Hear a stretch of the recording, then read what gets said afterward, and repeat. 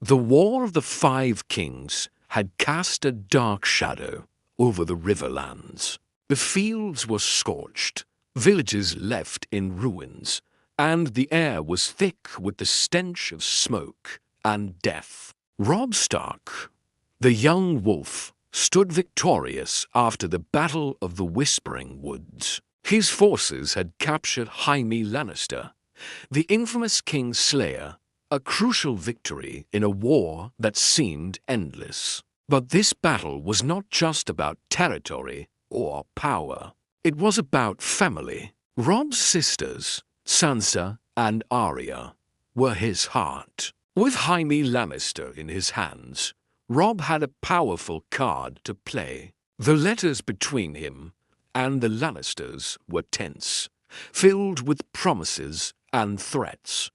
But Robb had made a decision. He would trade the King's Slayer for the safe return of his sisters. The location chosen for the exchange was the Riverlands border, a barren wasteland scarred by years of warfare. The ground was churned into mud by the boots of countless soldiers. Robb stood atop a low rise, his direwolf cloak snapping violently in the cold wind. His loyal companion, Grey Wind, paced beside him, his eyes glinting in the pale light. Across the muddy field, Tywin Lannister's army stood like a wall of iron. Their crimson and gold standards rippled in the wind, a symbol of their unyielding discipline.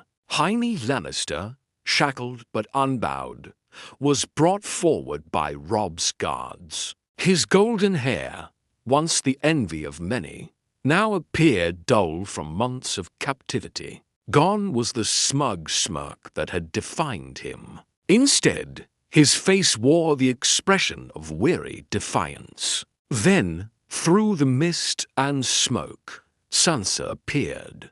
Her gown was tattered, her face pale, filled with fear and relief. She was there, but Arya was nowhere to be seen. Robb's heart tightened as a chill ran down his spine. His eyes darted around, scanning the crowd. His sister was missing. Robb's suspicion flared like a torch in the dark. Where was Arya? Where is my youngest sister, Tywin? Robb demanded, his voice low but filled with fury. The tension in the air was thick. The slightest wrong word could ignite a bloodbath. His hand rested on the hilt of his sword, ready to act. Tywin Lannister stood unmoved, his face a mask of cold pragmatism. The youngest Stark fled after your father's head rolled. She is not mine to give you. Robb's jaw clenched, fury and disbelief battling for control. You swore both my sisters for your son. Where is Arya? Tywin's cold eyes never wavered. Take the sister I have and be done with it, or we will settle this with swords. Robb stood frozen, his mind racing. His heart screamed for Arya. His eyes never left Tywin, his every muscle tensed. But the weight of the situation pressed down on him. He could not afford to start a battle now, not with Jaime so close. Reluctantly, Robb nodded. Double quotes fine. I will take Sansa. His voice was hard as he spoke, each word heavy with the burden of the decision. His eyes locked onto Sansa as she was released from Tywin's side. She faltered, her feet stumbling slightly as she crossed the muddy field. The sight of her, fragile and weary, tugged at his heart. But Arya was still missing. Sansa collapsed into Catelyn's arms once she reached her, her sobs muffled against her mother's cloak. Robb watched, torn between the joy of seeing his sister again and the deep, gnawing fear that his youngest sister, Arya, was still out there, lost and vulnerable. With Sansa now safely with him, Robb's army began to retreat, moving away from Tywin's camp. The atmosphere began to shift, a fragile and temporary peace taking hold. But Robb's mind was elsewhere, filled with thoughts of Arya. The weeks that followed brought no relief.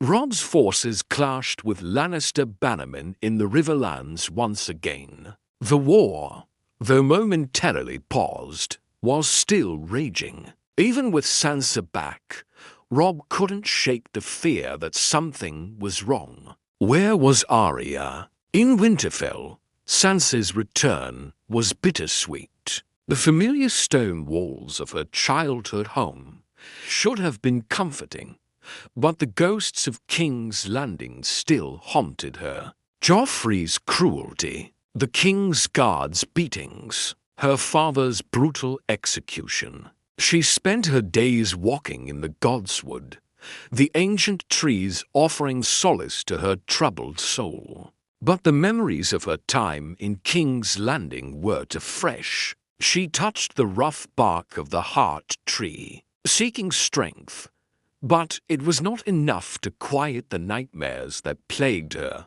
Robb's vow to find Arya never wavered. Sansa's return was but a temporary reprieve from the war that still ravaged their lands. As the family gathered in the crypts of Winterfell, Robb stood before his father's statue. The torches flickered in the darkness, casting long shadows on the stern face of Ned Stark's likeness. It was a silent reminder of what they had lost, what they still stood to lose. "I will find her," Robb whispered to himself, the resolve in his voice clear. He placed a hand on Sansa's shoulder as they left the crypts together. The cold northern air cut through them, but it was nothing compared to the cold weight of the uncertainty that still hung over his family. Arya was out there somewhere, and Robb Stark would not rest until he found her. The war had slowed, but it never truly stopped.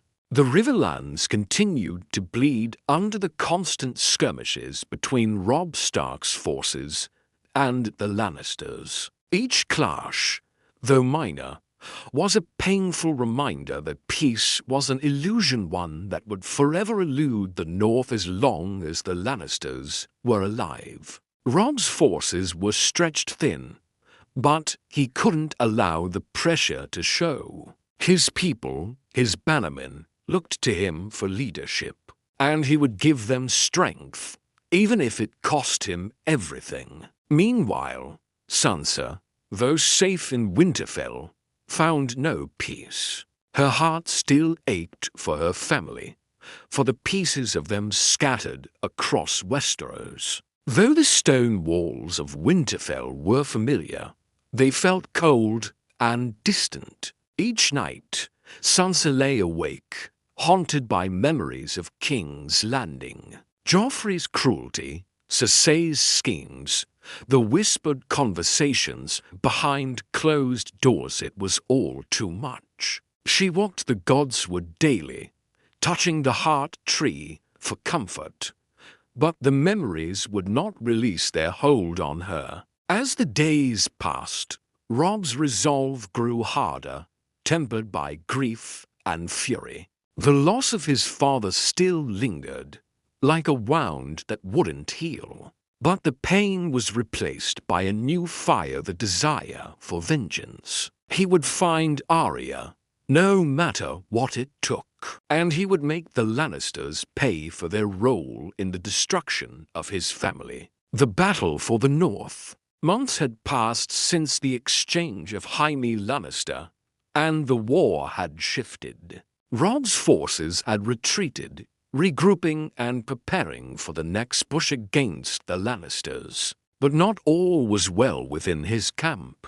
Robb's bannermen, particularly the Karstarks, began to voice their dissent more openly. The release of Jaime had left them unsettled, feeling as though Robb had compromised the North's honor. In war councils, the Karstarks demanded justice for their sons lost in battle. their voices rising with every passing day. Robb, burdened by the weight of his choices, tried to placate them. He promised lands, titles, and justice, but the tension between him and his bannermen grew. The war wasn't just about the Lannisters anymore, it was about unity. Robb knew he needed to maintain the loyalty of his bannermen, or the North would fracture. But how could he keep them united while the pain of betrayal simmered beneath the surface? Despite the growing unrest,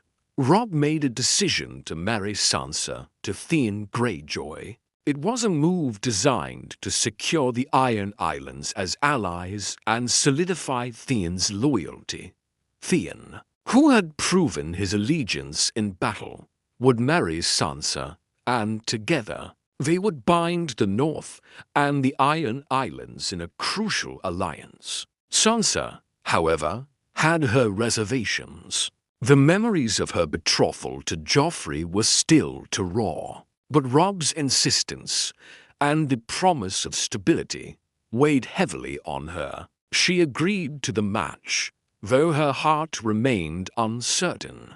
The wedding took place beneath the ancient heart tree of Winterfell, where the Starks had wed for generations. Theon, though often rough around the edges, showed a different side to Sansa. His hard exterior began to soften, revealing a man who, despite his past, was loyal to the Stark cause. But even in the quiet moments of their wedding, the shadow of the war loomed. Theon's loyalty was not fully trusted by everyone, and the North could never forget the Ironborn's raiding past. But for now, Sansa had to look beyond her own fears and do what was best for her family. The betrayal at the Freys soon after the wedding, Robb made another fateful decision. He chose to send Theon to the Iron Islands to solidify his father's allegiance, seeking to strengthen their forces. But when Theon arrived, he was met with mockery and contempt from his father. Balon Greyjoy, Theon's attempt to align with the Starks was met with ridicule. In a cruel twist, Balon mocked Theon's loyalty, dismissing him as weak. Theon, however, stood firm. His resolve was tested, but his loyalty to Robb Stark had been forged in battle, not in bloodlines. Despite his father's rejection, Theon returned to the North with renewed determination. But it was not just Theon's loyalty that was being tested. Robb's marriage to Sansa had caused unrest within the Freys. Walder Frey, the Lord of the Twins, had once sworn allegiance to Robb, but his loyalty had always been suspect. Now, it seemed that Frey's true intentions were finally coming to light. The Red Wedding, a name that would forever haunt the Starks. The day of the wedding came, and Robb, despite the cold tension in the air, continued with his plans. But as soon as the vows were exchanged, the betrayal began. Frey's men, who had once pledged loyalty to the Starks, turned on them. Crossbows were fired from the gallery above, raining death upon Robb's forces. Robb fought with all his strength, his sword flashing through the chaos. But it was not enough. Catelyn Stark, in a final act of desperation, tried to take a Frey lord hostage. But her attempt was futile. She was struck down by a crossbow bolt, falling to the floor with a look of sorrow in her eyes. Arya and Sansa, caught in the bloodbath, managed to escape with their lives. But their mother was lost, and with her, the hope that they had left. The cost of loyalty as Robb and his men escaped the bloodied hall. His heart felt hollow. The betrayal of the Freys was a wound that would never heal. The Starks had been brought to the brink of extinction by those they trusted. Caitlyn's death was a heavy burden Robb could not bear, but it only served to fuel his determination. With the Red Wedding behind him, Robb rallied his forces once more.